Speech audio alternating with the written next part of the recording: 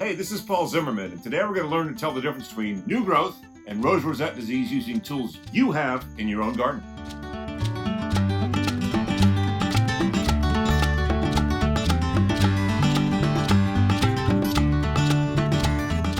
A question I get in my Facebook discussion group all the time is, I have new growth on my roses. How do I tell the difference between this and Rose Rosette disease? It's an understandable question. So first and foremost, thank you for asking it, because it's a very, very good question to ask. And it's one that kind of frightens people, Rose Rosette disease, a little bit. So what I want to do with this video is I want to give you some tools on how to tell the difference between new growth and Rose Rosette disease using what you have already in your own garden, because hopefully you don't have Rose Rosette disease in your garden. So you can't compare it against Rose Rosette disease. So how can you do that? I'm going to show you how. I'm using this table here with this cloth on it because I think that's going to give you the clearest image. So, number one, we sometimes think that it's Rose Rosette disease because it has purple foliage. That's one of the first things we're taught to look for with Rose Rosette disease. But Rose Rosette disease has misshapen foliage, as you can see in the photograph that I'm showing on the screen right now. These two examples have reddish growth. They're from different plants. But how do I know if it's Rose Rosette disease or if it's normal growth? Well, you have a very simple tool in your garden, and that is established older growth from the exact same plants, okay? This is Centenaire Dolores right here. This is a shrub rose. This is an old Gallica named Cardinal de Richelieu. So let's take a look at this. Remember I mentioned misshapen reddish foliage. We'll take a look at the foliage compared. There you go, right there. That's a good shot right there.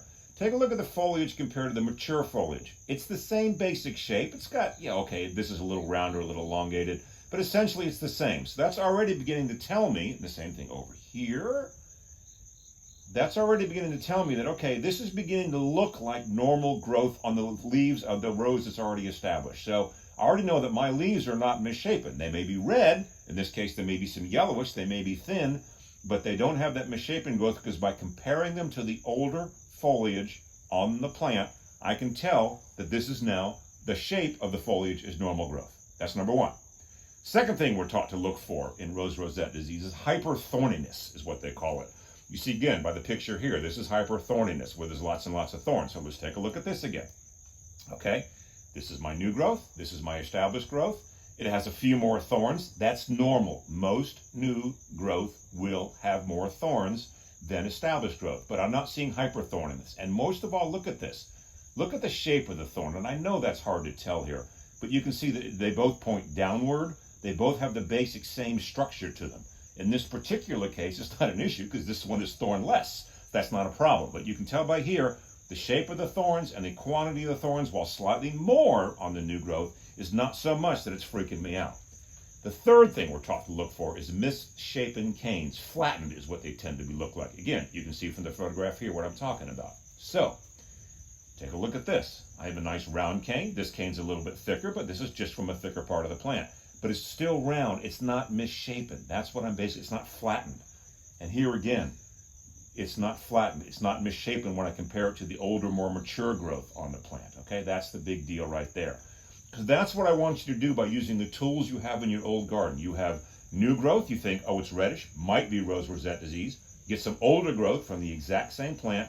Compare the leaf structure. Nope, leaf structure looks pretty much the same to me. I'm good with that. Thorns look pretty much the same. I'm good with that. Cane's not flattened, new growth, not Rose Rosette disease. That's the tools that you can use in your own garden. And that's basically it, really, just by comparing the new growth against the more mature growth of the plant, right, I have right here, okay? That's how you can tell the difference if it's new growth or Rose Rosette disease. In this case, the three signs that we had, foliage looks the same, thorns basically look the same, it's not elongated or flattened canes, they basically look the same. That tells me it's new growth and not Rose Rosette disease. But here's the last thing I want to tell you right now. The question you're asking, is it new growth or Rose Rosette disease, is a question almost every new rose grower asks. And that's a great question to ask because you need to learn to tell the difference. And by asking is how you're going to tell the difference. So if you're not sure at the end of the day, come to like my group, for example. There's other groups as well. Post some photographs, ask away. We are happy to answer the questions. But the main thing I wanted to get you from this today is when you see new growth, don't freak out. Grab some old growth. Compare the two, and that's the tools that you have in your garden to decide if it's new growth or Rose Rosette disease. It's that simple.